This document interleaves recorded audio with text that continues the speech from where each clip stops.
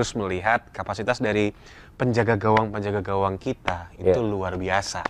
Dua pemain ini adalah penjaga gawang bintang. Baik, jadi kalau melihat laga nanti berhadapan dengan Jepang di Jepang nanti, ya pastinya akan kembali lagi Martin Paes yang akan dimainkan ya. Kalau kita mau ngomongin secure, ya Emil harus takes time ya untuk sabar dulu karena menghadapi Jepang kemungkinan besar sama yang tadi disampaikan. Martin Paes.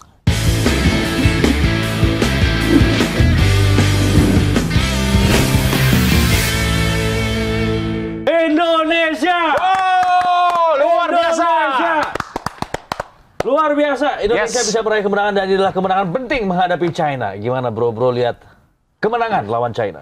Yes, ini adalah kemenangan yang pasti ditunggu-tunggu, kemenangan yang dinanti, tampil di rumah sendiri Indonesia akhirnya membuktikan yang namanya konsistensi, berbuah hasil yang manis, dan kemudian yang jauh lebih krusial lagi adalah ketika kita tarik mundur ke belakang beberapa hari sebelum pertandingan menghadapi China, ternyata persiapan training center yang ada di Bali itu juga cukup memberikan impact. Membuahkan hasil ya? Membuahkan hasil, pemain fresh, dan beberapa pendekatan yang baru dengan beberapa nama absen juga ternyata bukan menjadi masalah sama sekali untuk tim nasional Indonesia. Justru kita cenderung lebih menikmati permainan Egy, Ole Ramani, kemudian juga ada Ricky Kambuaya, Yaakob Sayuri, dan ditutup dengan 1 gol penalti yang sangat dingin, luar biasa dari Ole Ramani, 3 gol dari 3 laga yang sudah dia lakoni bersama dengan timnas Indonesia. Nah ini setuju nih, bahwa ternyata beberapa pemain yang absen, Marceng dan juga Ragnar, dengan kedalaman materi yang kita punya, kekayaan materi pemain yang dimiliki oleh timnas Indonesia, nggak ada masalah. Iya, betul sekali, karena di era Patrick Kluivert ya, setelah dia mengambil alih di pertandingan di bulan Maret, memang ini kondisi yang paling ideal. Waktu persiapan yang paling ideal karena kalau diingat ya lebih panjang ketimbang ketika Australia mau tidak mau semua baru berkumpul di Australia hanya 2 hari dan memang cukup sulit ya waktu itu dengan kondisi keterbatasan. Nah, di TC yang ada di Bali, kemudian ada internal game juga, ini dapat kira-kira komposisi yang ideal seperti apa. Dan sebelum pertandingan sebenarnya ada tantangan tersendiri juga bagi Patrick Kluivert. 5 pemain tadi ya, yang tadi kita sempat bahas, ini juga tidak bisa bermain. Jadi Ragnar tadi yang bilang James, kemudian juga Marceng, dan juga absennya Martin Paes. Ini yang memang 3 pemain inti yang tidak bisa bermain ini di laga krusial. Sebenarnya ini juga laga yang bisa dikatakan hidup mati. Kalau tidak meraih 3 poin, sangat berat. Bukan lagi. Udah sangat tipis kali ya. Ya, hanya mengandalkan pertandingan lawan ya. Ini juga cukup berat. Tapi ya, akhirnya 3 poin didapat. Dan sebenarnya juga sejak awal ya, kalau saja tidak terjadi hal-hal di pertemuan pertama ya. Bukan mau menyalahkan pelatih sebelumnya, tapi kalau saja preparingnya juga, kemudian juga tidak underestimate, tidak mengubah komposisi, mungkin juga tidak terjadi kekalahan yang seperti terjadi di Qingdao. Jadi ini kemenangan membalas karena memang China pun ketika di pertandingan sebelumnya ketika berhadapan dengan Jepang, Australia, Arab Saudi, mereka juga tidak ada poin di sana. Artinya memang situasinya beda ketika kita kalah di Qingdao ya pada saat itu, dengan situasi hari ini dengan tambahan beberapa pemain, pemanggilan pemain yang berbeda juga, dan juga situasinya kondusivitas tim jauh lebih baik ya dibanding pada saat itu. Tapi kita lihat bagaimana pemilihan pemain yang akhirnya diturunkan sebagai starter. Ini kan challenging juga sebenarnya untuk menentukan ya. Satu di lini belakang mungkin. Kalau di posisi penjaga gawang, oke lah Martin Paes absen sehingga Emil saat yang tepat untuk debut ya. Terus di lini belakang trio yang udah paten yang pada akhirnya menyimpan Miss Hilger. Terus ada Yaakob, ada Egy, Kambuaya. Surprising line up ya. Gimana soal pilihan starter ini? Iya, nggak ada yang duga ya. Kita sebenarnya banyak sekali spekulasi yang mengatakan bahwa mungkin bukan Kambuaya dan Egy serta Yaakob Sayuri yang dimainkan, tapi juga coba dimainkan komposisi mungkin Dean James yang mungkin akan bermain, tapi nyatanya cukup berani ya untuk memainkan Egy Maulana Fikri, kemudian Yaakob Sayuri, dan juga Ricky Kambuaya yang terbukti Ternyata dengan keberanian yang dilakukan oleh jajaran kepelatihan dari Patrick Kluivert menghasilkan hasil yang luar biasa. Pergerakan dari Kambuaya kemudian dieksekusi oleh Romani dan membuat Romani 3 pertandingan selalu mampu mencetak gol. Yes, kemudian juga tentunya memang yang sangat menjadi highlight dari pecinta sepak bola Indonesia pastinya adalah di trio lini pertahanan. Kita tahu juga memang mereka bertiga bukan hanya sekali 2 kali dipadu-padankan, dan ternyata chemistry di antara ketiga pemain ini sangat menggambarkan apabila ya mereka adalah kekuatan di jantung pertahanan Indonesia gitu. Jadi Emil pun juga pastinya dia merasa secure dan debutnya pun juga bisa berlangsung dengan mulus, clean sheets. Itu menjadi salah satu modal kepercayaan diri pastinya untuk Emil.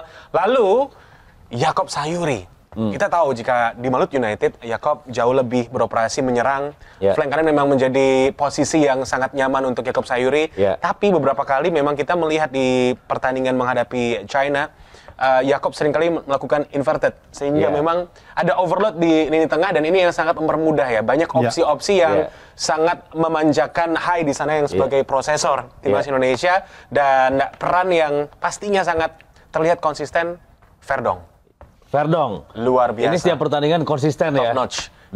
Dengan fisik yang mumpuni dan juga pergerakan yang dinamis dan disiplin depan ke belakang, belakang ke depan.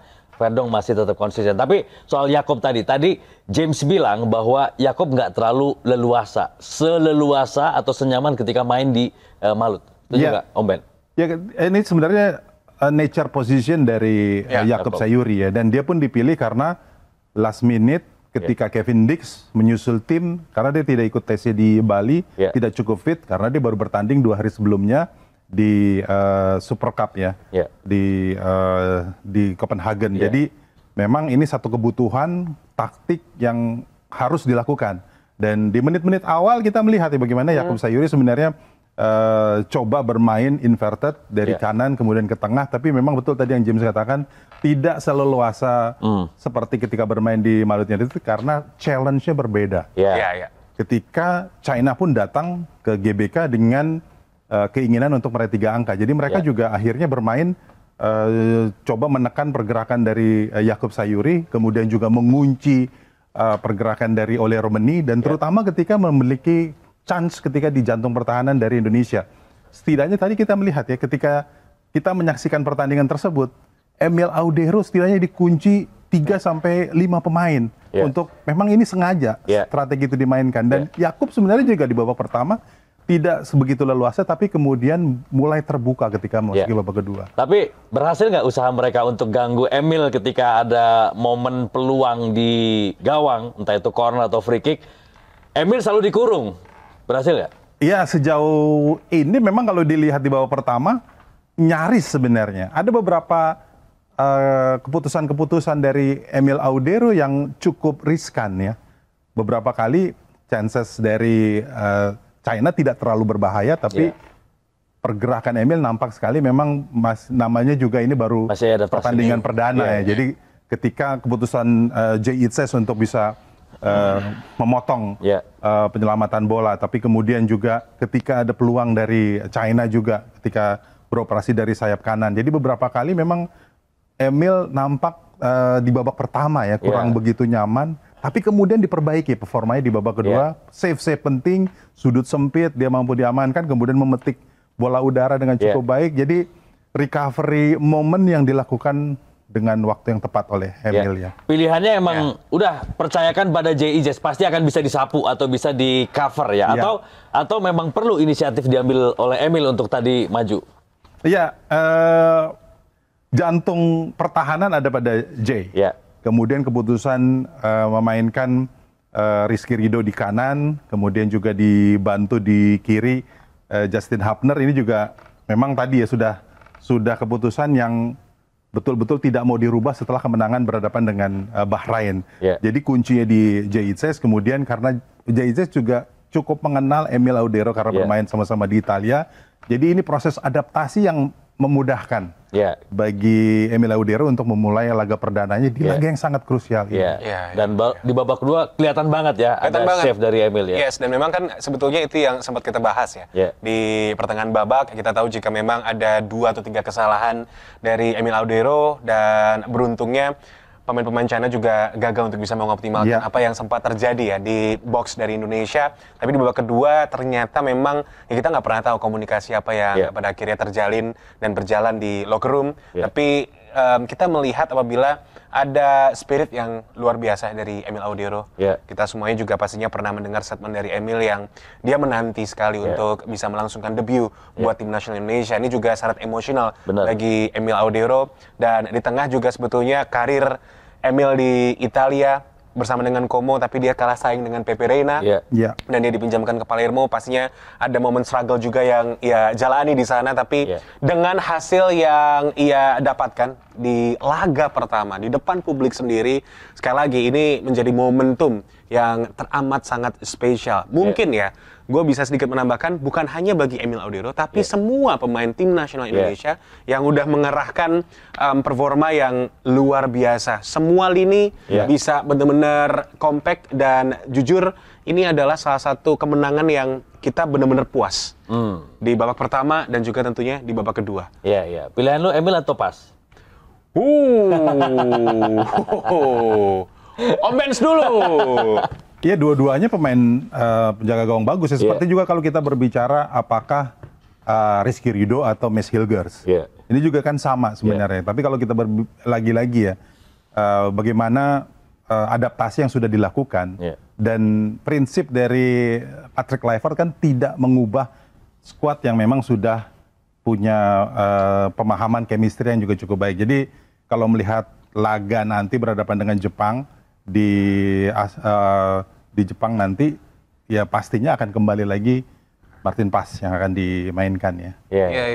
Ya sebetulnya setuju sama Om Ben, tapi memang kita juga sekali lagi ya harus melihat kapasitas dari penjaga gawang kita itu luar biasa. Dua pemain ini adalah penjaga gawang bintang. Yang satu memang adalah bintang di MSL, yang satu juga pastinya semua MLS ya.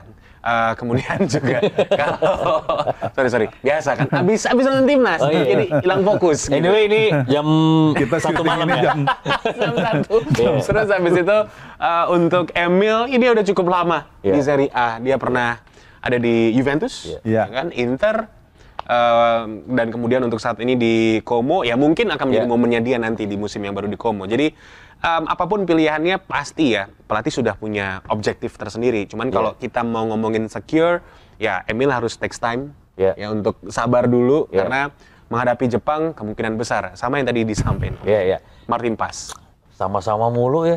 Tadi ngelempar sini dulu terus belakangnya sama gitu. Ya berarti betul apa yang dirasakan oleh staf kepelatihan dari Patrick Kluivert ya memang itu yang terjadi. Mudah-mudahan ini menjadi persaingan yang sehat ya. Tapi ini mudah-mudahan menjadi persaingan yang sehat ya antara Emil dan juga Martin Pas. Ya karena gini Fat, kalau kita ingat ya, ketika sudah didapat Martin Pas, kemudian sempat ini kan sebenarnya Emil ini tertunda kan. Tapi kemudian Martin Pas yang masuk duluan. Dia menjadi pertanyaan kan ketika akhirnya Emil juga datang. Sebenarnya kan dari sisi apa ya, kemanusiaannya lah ya. Persaingan itu kan membuat akhirnya harus memilih. Ternyata itulah keputusan yang tepat. Kalau saja tidak, maka mungkin tidak yang terjadi hari ini tidak seperti ini. Dan bukan mengecilkan Nadeo Argawinata dan juga Hernando Airi ya, bukan mengecilkan dua penjaga gawang terbaik yang dimiliki. Mereka juga bagus-bagus. Bagus. Tapi kebutuhannya oleh staf kepelatihan dari Patrick Kluivert adalah sosok dari Emil Audero dan juga Martin Pas. Jadi ini yang perlu dipahami, bukan mau merendahkan.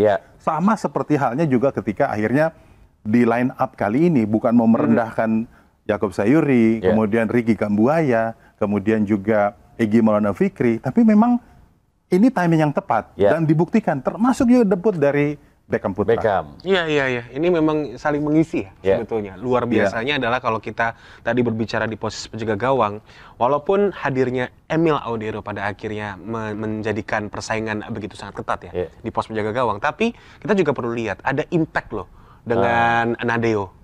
Ada impact untuk Reza juga tentunya yang dia mendapatkan pemanggilan itu luar biasa sekali untuk Reza. Dan Hernando Airi, harapannya adalah dengan adanya dua figur Martin Pas dan juga tentunya Emil Audero, ini yang akan menjadi pelecut buat penjaga gawang yang tampil di Liga 1. Mereka akan menunjukkan level yang berbeda. Itu yang tentunya menjadi berkah tersendiri pastinya untuk timnas Indonesia begitu.